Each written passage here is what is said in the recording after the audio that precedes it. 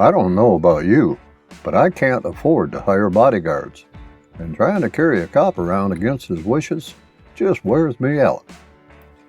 Hello, my friend, the Range Ronin once again, and I am here to tell you about a bodyguard that you can carry, and it is affordable enough for just about anyone. And you don't have to be rich and or famous. You can be a simple schlep just like me. The bodyguard that I am referring to is the M&P Bodyguard, made by Smith Wesson. It fires a bullet that is 0.355 inch in diameter, which is slightly smaller than the .38 Special, but larger than the .32 ACP, and it has a 6+1 capacity. The .380 ACP is a very manageable cartridge in terms of felt recoil when chambered in a proper pistol, and, contrary to popular opinions, it can be lethal when injected into the human body. The .380 ACP is otherwise known as the 9mm short, 9mm Kurz, and 9mm Browning Court.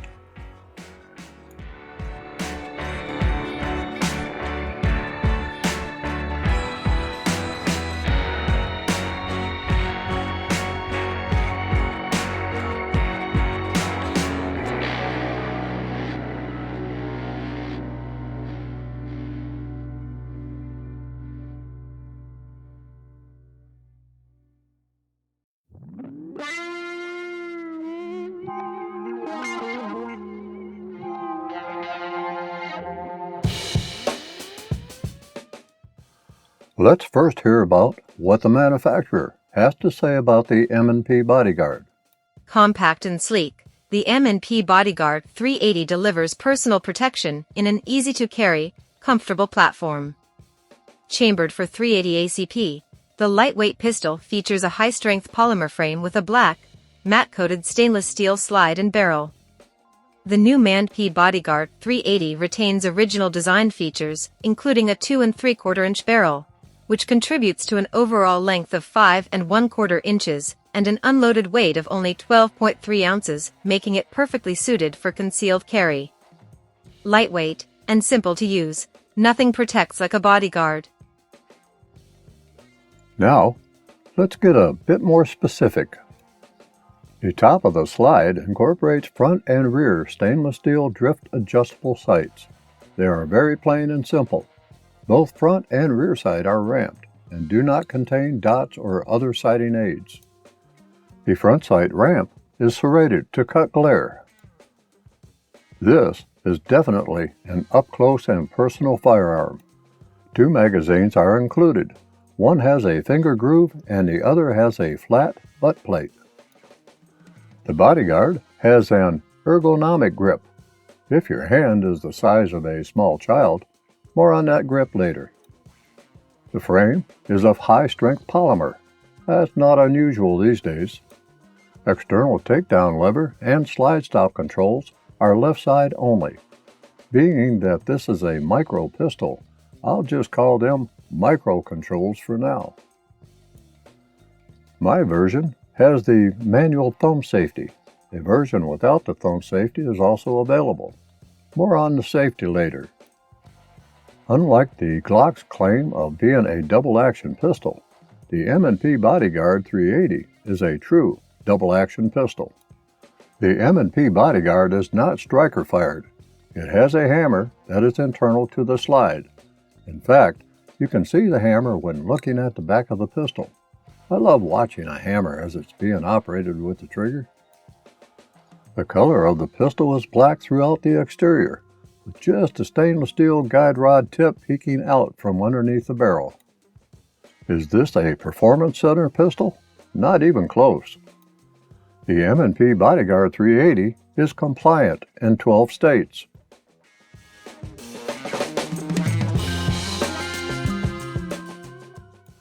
My pistol has no provisions for lights or lasers. There is a Crimson Trace lasered model available, however. For me, I'll be concerned with other things than with operating a laser if I ever have to use this thing. So, let's break the M&P Bodyguard 380 down a bit more by taking a look at the basic component groups: lock, stock, and barrel.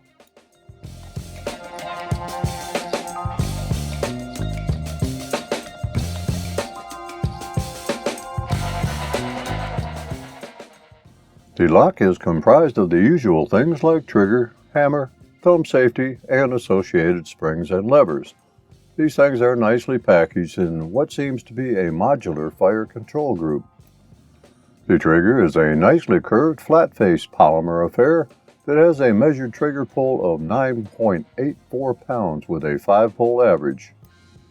The trigger stroke is long but fairly smooth throughout its travel. Since this pistol has not been fully broken in, I expect the trigger stroke to become smoother with use. There is a very slight amount of free play to the rear until resistance is felt. There is no trigger side free play whatsoever. Full trigger reset is at the end of the trigger's forward travel, as would be expected from a true double-action trigger. 2 clicks occur during reset, one slightly away from the frame when traveling forward, and the other when full reset is engaged. Both are audible and tactile, but would not be noticed when firing the pistol. I usually index the first joint of my trigger finger on the trigger when firing a pistol or revolver. I can still do that with the M&P Bodyguard 380, but I found it best just to use the fingertip when pulling the trigger. Although a thumb safety is really not needed, one is there nonetheless. Do not expect to just flip the thumb safety lever up and down like you would on a larger pistol. While I can push the thumb safety lever down with my thumb, it takes a thumbnail to place it in the safe position, which is up. I found it best for me, while holding the pistol in the right hand, to use the thumb of my support hand to push the thumb safety lever down, and that takes some effort. In short, I don't expect many will ever use the thumb safety, as the nearly 10 pounds of trigger pull is a substantial safety enough.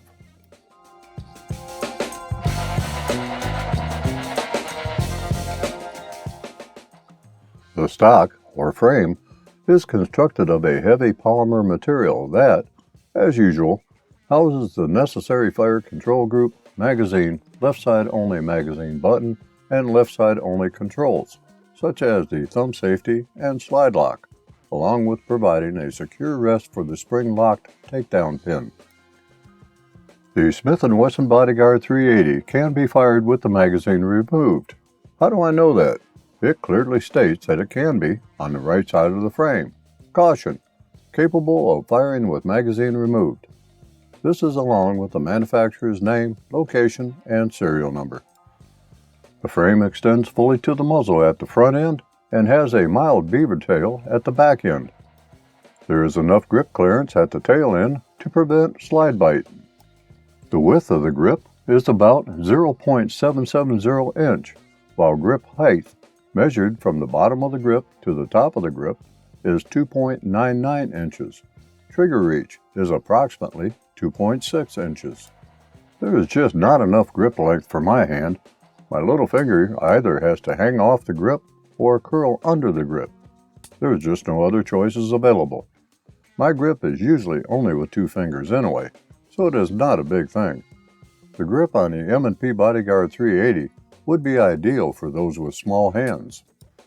The grip surface is mildly textured all around, and the front strap incorporates a single finger groove. The front strap of the trigger guard is smooth and rounded, and no trigger guard undercut is provided. Of course, the grip area houses the magazine, which means that there must be a means to lock the magazine into place and release it when needed. That is left up to the left side only spring-loaded magazine button. The magazine release button is a small serrated affair that does its job well. When pressed, an empty magazine falls from the magazine housing freely. The magazine well has no beveling of any kind to assist in inserting a magazine. The magazine well radius was not well finished in my Bodyguard. There was a distinct rough lip that could be felt when running a fingernail out of the lip of the magazine well. I needed to use a fine sanding stick to smooth out the rough edges and add just a hint of beveling to the magazine well opening. Just to say, the M&P Bodyguard 380 is not a pistol that I envision doing combat speed loads. To me, the M&P Bodyguard 380 is one of those last chance to avoid hell pistols. The majority of the frame weight comes from the fire control system assembly that is a modular affair in which is pinned into place at the front and rear. While the frame is polymer, the fire control system frame is metal, which also provides a substantial rail system on which the slide can, well, slide. A metal insert can be seen at the front of the frame that seems to help prevent battering of the polymer frame during the shooting cycle.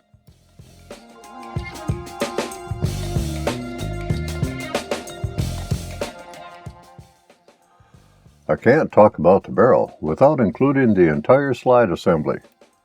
The 2 7/8 inch barrel takes up about half of the 4.8 inch slide. As the slide moves to the rear, the barrel is unlocked and moves downward for extraction, ejection, and loading. The barrel has a polished feed ramp that aids in feeding. At the rear of the chamber is a witness hole for checking to see if a round is chambered. The base of a loaded cartridge can also be viewed from the right side of the slide just forward of the extractor. The 2-piece recoil spring and stainless steel guide rod are non-captive, which means that some care needs to be taken when disassembling and assembling the pistol to prevent the recoil assembly from going somewhere that you don't want it to go. The inside of the slide is pretty barren of components. The end of the firing pin can be seen, as can the firing pin block safety that prevents the firing pin from moving forward unless the trigger is pulled. The rear of the slide does have the now common Smith Wesson scaled serrations to aid in pulling or pushing the slide to the rear. The serrations are very light in texture and could use a bit more depth, in my opinion. No front slide serrations are present. In my humble opinion, this pistol could use them. Markings on the slide are minimal, with only M&P Bodyguard 380 stamped on the left side of the slide, while the Smith & Wesson logo is stamped on the rear of the slide. The front and rear sights, as mentioned earlier, are both ramped, have drift-adjustable windage capabilities, and do not incorporate sighting aids such as dots or outlines. Finally, the M&P Bodyguard 380 is not Plus P rated. If it were, Plus P would accompany the 380 stamp on the barrel and the left side slide stamping. The last part of the slide assembly worth mentioning is the external extractor. All I can say about this is that it seems to do its job well.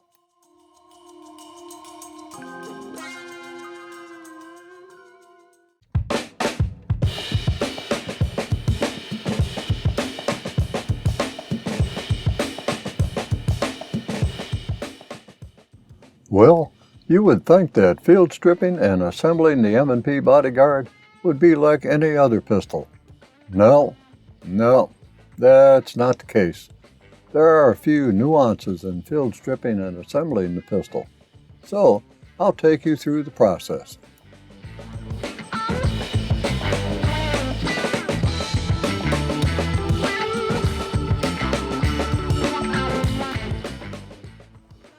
Let's perform a safety check first, of course.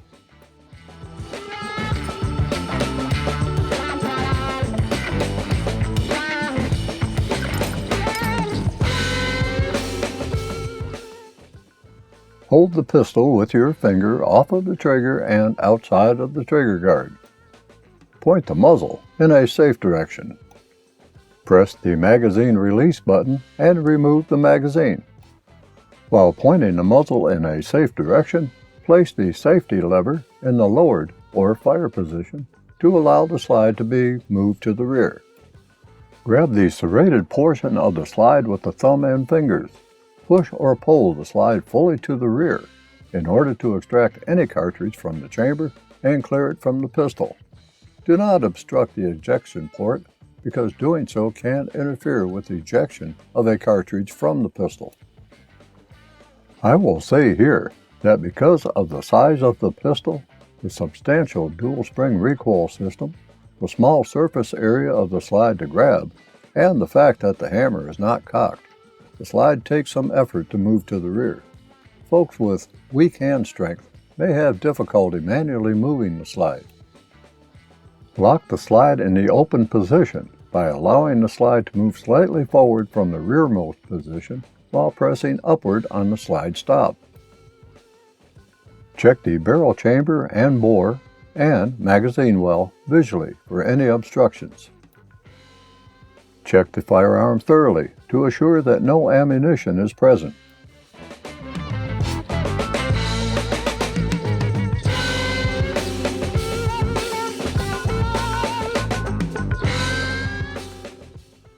With the slide locked to the rear, rotate the takedown lever down to the 6 o'clock position. Note that a non-marring tool, such as a nylon punch, may be needed to help rotate the takedown lever down. I did not find one to be needed, however. Continue to rotate the takedown lever to the 9 o'clock position and pull it out of the frame. Some wiggling of the takedown lever may be required to get it out of the frame.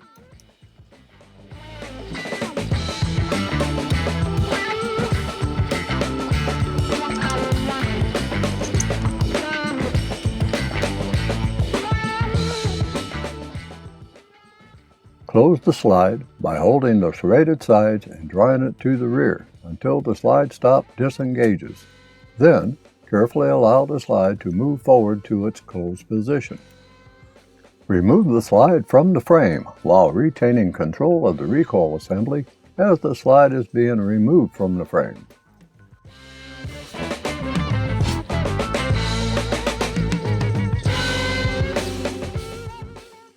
Remove the recoil springs and guide rod assembly from the slide.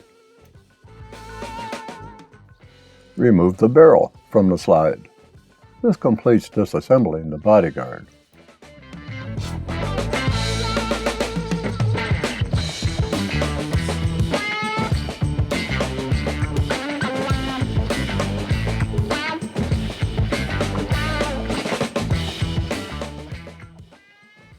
With regard to cleaning and lubrication, I am going to simply recommend that you follow the manufacturer's recommendations, which are contained in the Safety and Instructions Manual and which is included with the pistol or available online.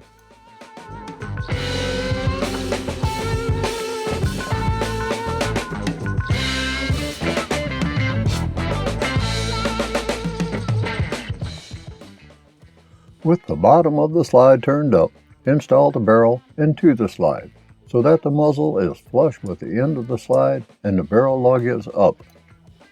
Assemble, if need be, the recoil spring and guide rod. Insert the small end of the guide rod into the recoil guide rod hole in the slide.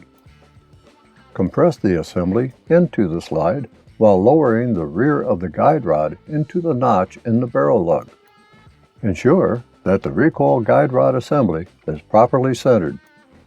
While retaining the recoil spring assembly in position, push the slide assembly onto the rails of the frame. Continue to push the slide back and onto the frame rails until you meet some resistance. Grab the slide serrations and pull or push the slide fully to the rear. While holding the slide fully rearward, lock the slide open by pressing up on the slide stop lever. Move the barrel fully forward so that it is protruding from the front of the slide. It may be necessary to grasp the barrel and pull it forward, or push the barrel forward from the chamber end until you see the barrel lug in the takedown lever hole. The lug allows clearance for the takedown lever to be inserted in the hole on the left side of the frame. Insert the takedown lever into the frame. The lever should be at the 3 o'clock position so that it is captured by the takedown lever spring. Once the takedown lever is inserted into the hole in the frame, apply inward and downward pressure on the takedown lever, as the spring lock has a tendency to push the tip of the takedown pin downward due to spring tension. It may be necessary to wiggle the takedown lever until it clicks into position against the frame. Once the takedown pin is fully in the frame, close the slide by grasping the serrated sides and pushing or pulling it to the rear until the slide stop disengages from its notch. Then slowly allow the slide to move forward to its closed position.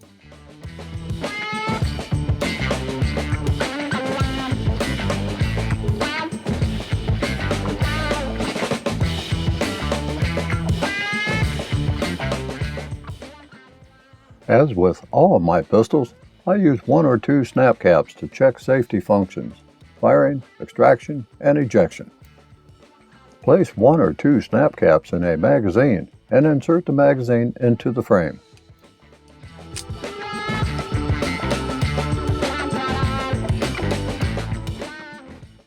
Cycle the slide to chamber a snap cap. Place the thumb safety in the up or safe position. Pull the trigger. The trigger will partially move to the rear and then stop, thus preventing the hammer from fully cocking. Place the thumb safety in the down or the fire position. Pull the trigger. The trigger should complete its cycle, cocking the hammer until the hammer is released. Grab the slide and pull or push forcibly to the rear. The first snap cap should be extracted and ejected. Repeat the firing, extraction, and ejection process until all snap caps have been ejected from the pistol. The slide should lock back after the last snap cap has been ejected. With this all out of the way, let's take the Bodyguard to the range.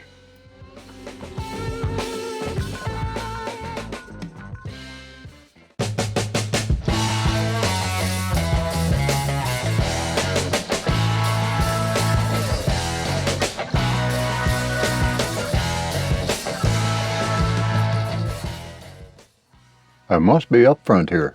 Holding this micro pistol with a barrel length of 2 7/8 inch, a fairly long trigger travel, and a very minute bit of grip, with my pinky wrapped under the magazine, and even with a Hogue slip-on grip sleeve installed, was not giving me warm fuzzies. I had shot the Glock G42 and G43 not long ago, and my dismal performance with them the first time that I shot them was still on my mind. I have a rule, which I broke when I purchased the Bodyguard for evaluation and possible carry. That rule is to never shoot a gun that has a barrel shorter than my longest finger when holding the pistol. The Bodyguard's barrel, while not by much, is shorter than my middle finger. I had a box of S&B 92 grain 9mm Browning Court FMJ to put through the pistol. If all went well, I would also put some Sig Sauer 90 grain Elite Defense V-Crown JHP through it to test for hollow point feeding and performance, if all went well. The first 3 shots were for Peel A versus Peel I, and once that was established, I started settling in with the Bodyguard. The Mozambique drills were run while staging the trigger and while not staging the trigger. Surprisingly, staging the trigger was easy, given that there is not a staging point, per se, in the trigger travel. It was just determining a point before the break, crawl up to it, hold it, and then continue to pull to drop the hammer. Trigger pull was smooth, which actually surprised me. While dry firing, the trigger did not feel that great. But in actual live fire, the trigger pull was actually smooth and predictable. I experienced 2 issues with the Bodyguard, but yet have not determined the cause of one of them. The first issue was light primer strikes. It could have been caused by the S&B ammunition being fired, as it did not occur with the Sig Sauer 90 grain ammunition. I can't remember if I was staging the trigger when the light strikes happened, but they did not happen when I staged the trigger with the Sig Sauer ammunition. My synopsis is that the S&B ammunition had harder primers than did the Sig Sauer ammunition. The second issue was failure to lock back on the last round. This was inconsistent and probably caused by my lack of grip on the pistol under recoil. I could not repeat it using the same magazine that faulted the first time, so I'll take the hit on this one.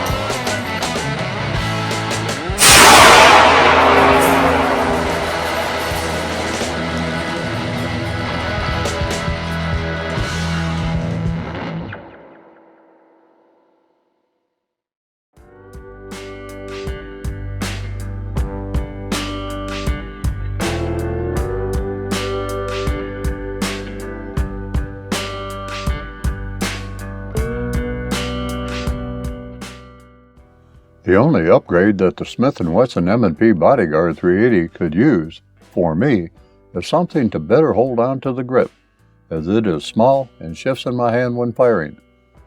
A Hogue slip-on grip was installed, which made the grip a tad wider and a bit tackier. Longer magazine bases are also available and would provide a place to hang my pinky, but these would compromise pocket carry.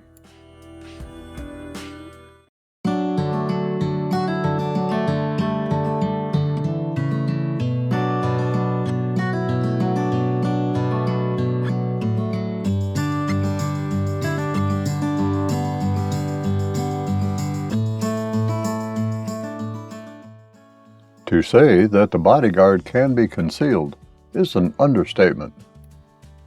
The DeSantis holster that I use for my G42 virtually swallows up the Bodyguard.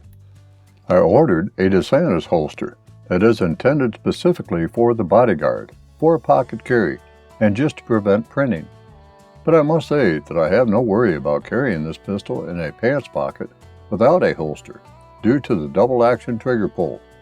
My only concern would be that it is so small that it could get cattywampus in the pocket to where the butt would not be accessible. The DeSantis holster keeps the butt upright as it should be.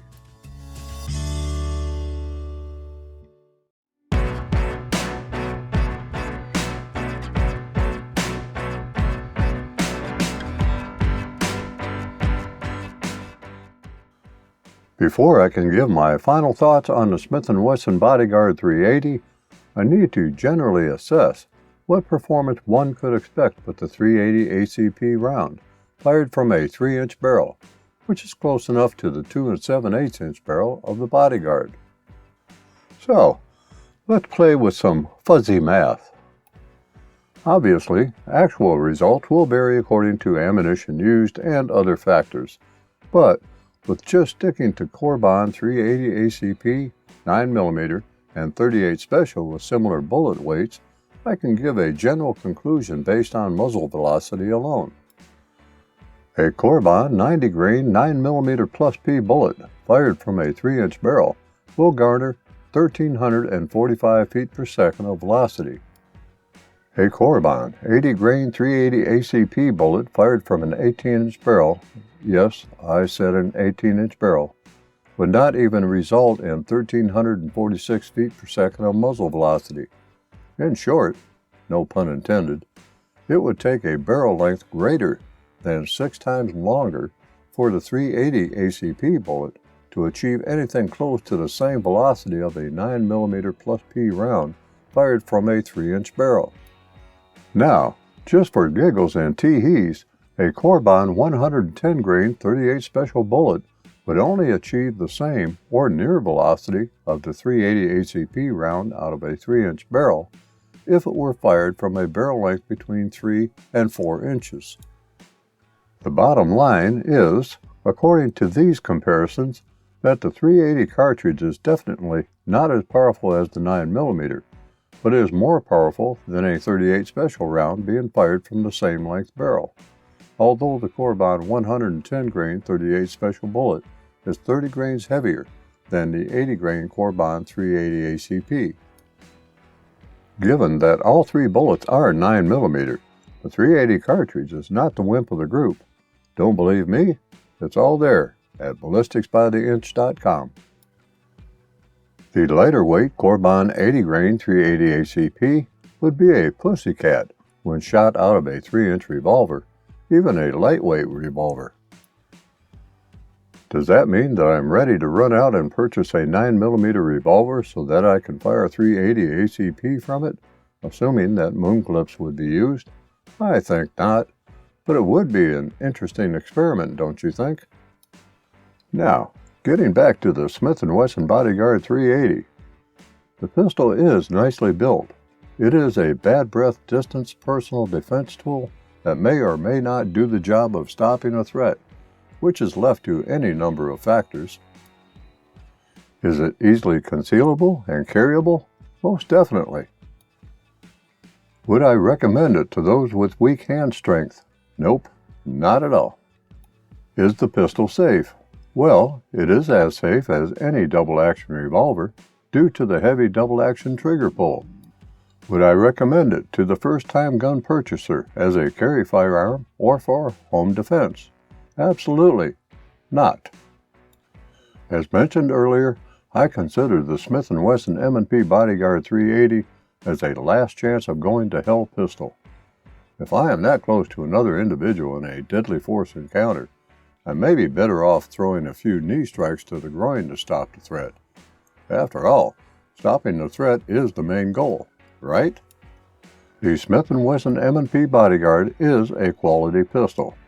I am just not sure that it fits into my scheme of things, but it may yours, and I can't answer that question for you. Well, my friend, as always, thank you for sticking with me for this review. More gun and gear reviews are forthcoming as long as I can bring them to you, so stay tuned to the channel. Until we meet again, stay safe out there.